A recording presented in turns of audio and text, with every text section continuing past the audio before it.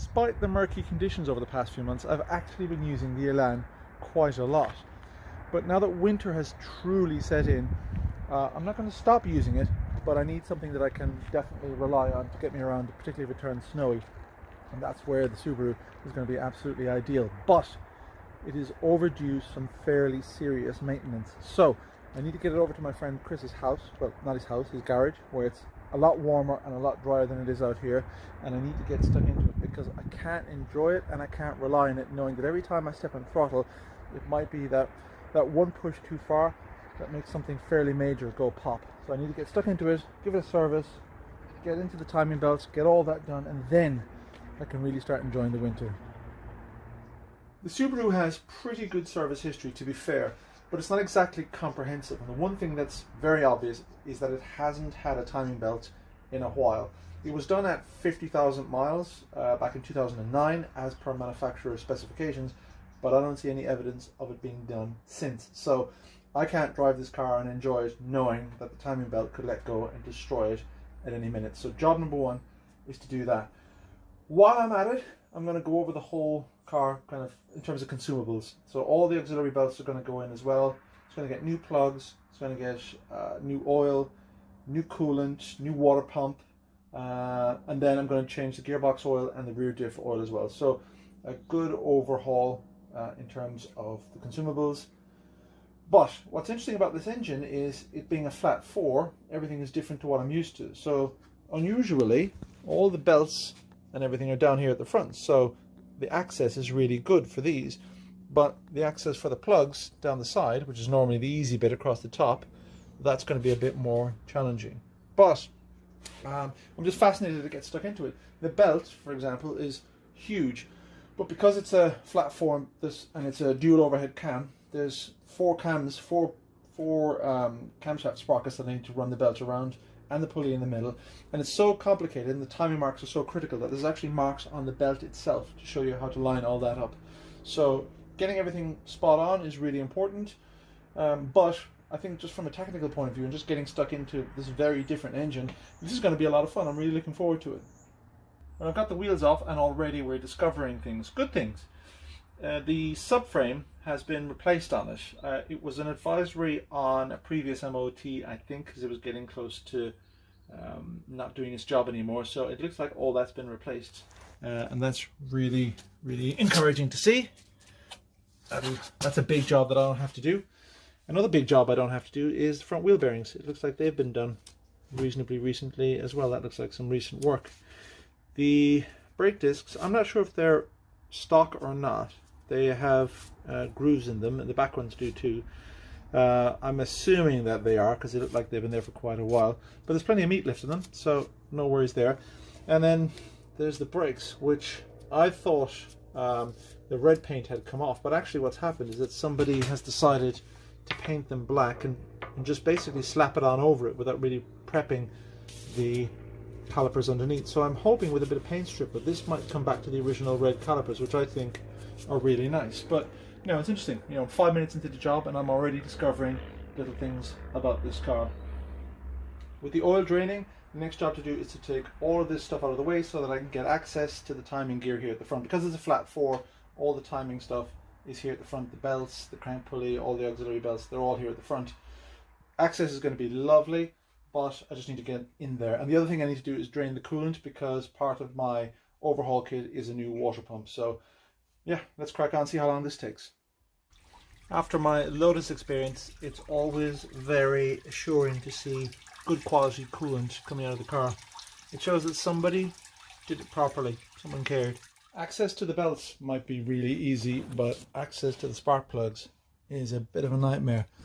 They live in here, they're the coil packs, they have to be extracted, and the plugs live in these little recesses back there, so they're not much fun to get to. I've just about got the end of a socket and a spark plug socket on the end of this plug.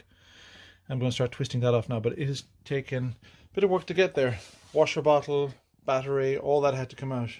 Nightmare. There's a lovely elegance to the way these things are put together. It reminds me a lot actually of working on the MR2. It's a very limited number of tools that's needed, and everything's put together logically.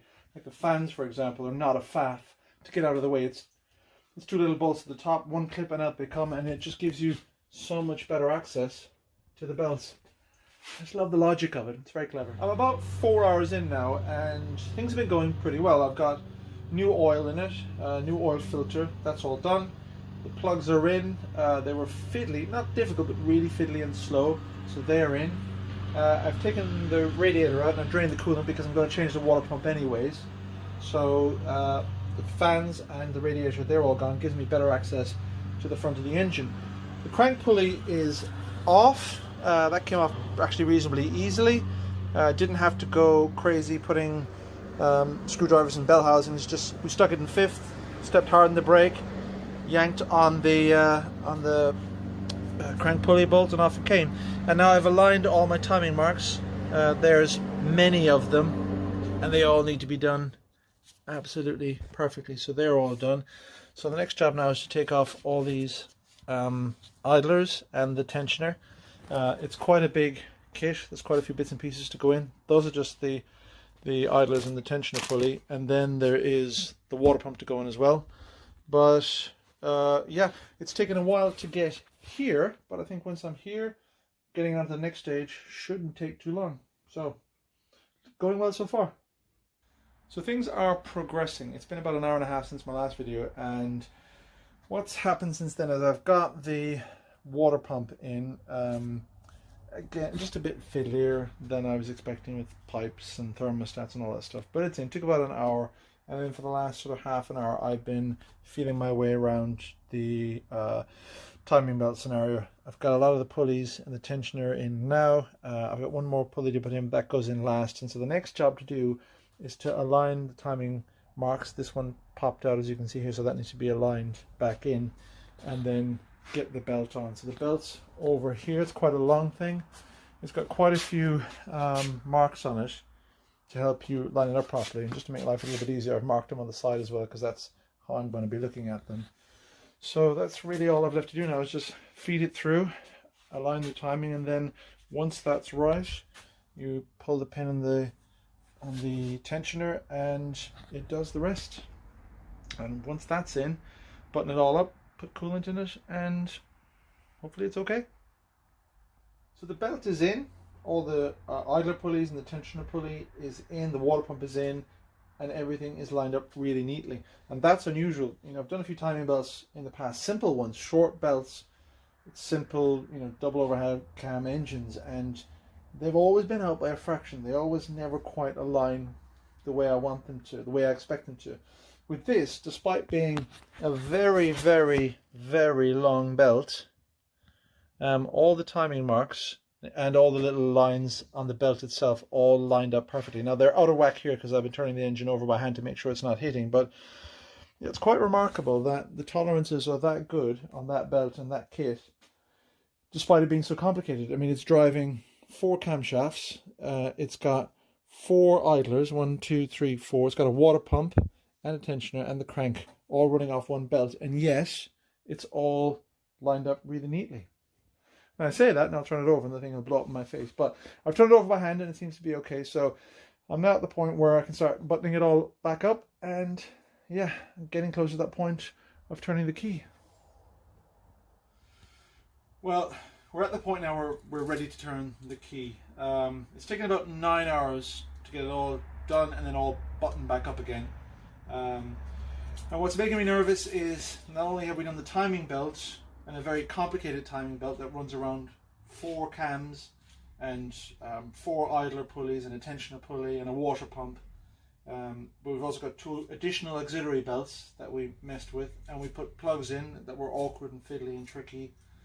And yeah, the coolant as well, we've had to mess with the coolant system, which is always a bit of a scary one as well. So, but you know, it is what it is.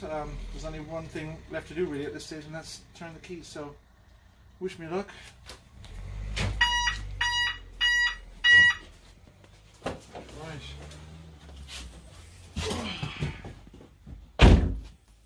Oh Jesus, I hate this bit. This is when it either goes really well or really expensively.